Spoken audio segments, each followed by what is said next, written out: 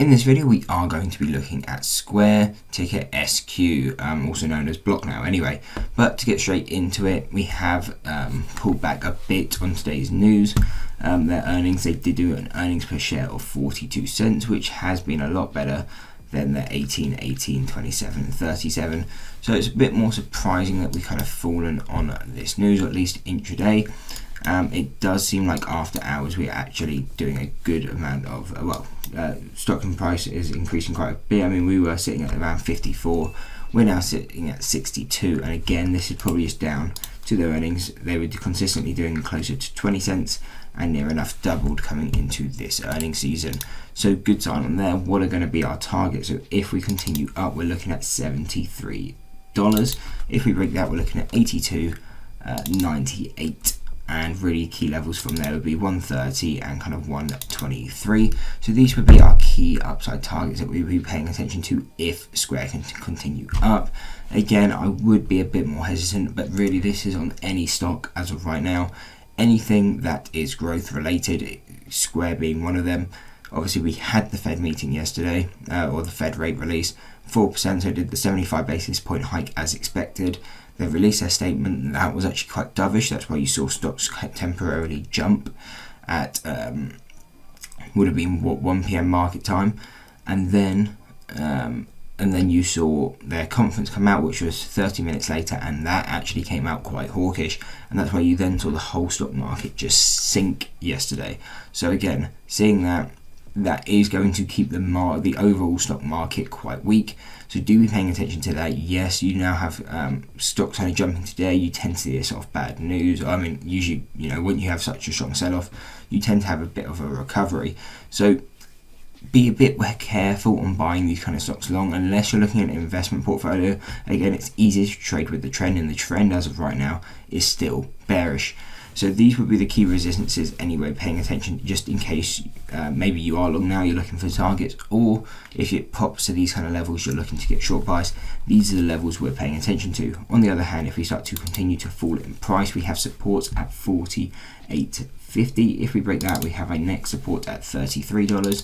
Going lower would be $23. So these are the three support levels we have.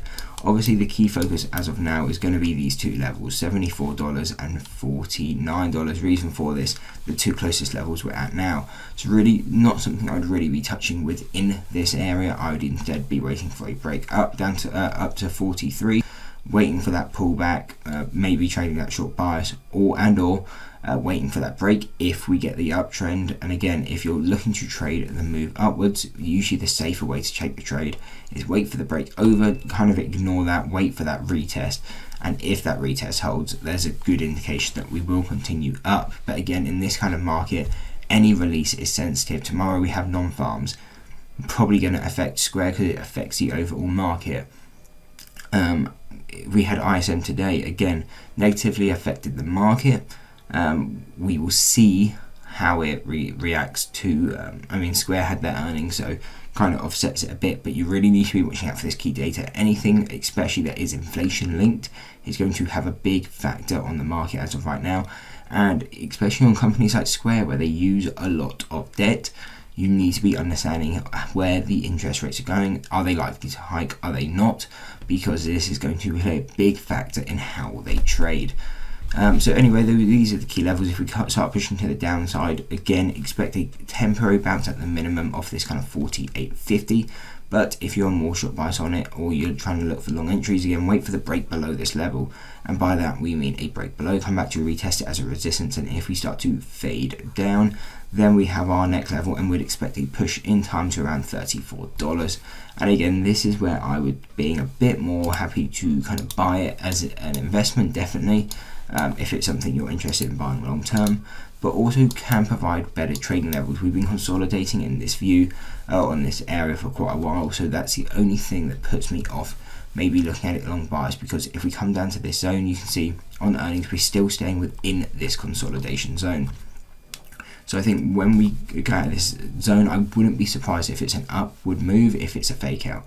I wouldn't be surprised to pop out of this, say this $64 consolidation, pop up, come back down and flush all the way down below the consolidation zone and continue down. That's really what I'd be looking for, not something I'd be trading the breakout to the upside, because again, the overall market is bearish. I don't want to be trading against the trend. But if we break to the downside, that's when I would be more interested in trading this breakout or consolidation. Anyway, I hope you enjoyed the breakdown on Square. If you did, why not drop a like and subscribe and check out one of these 2 analysis videos.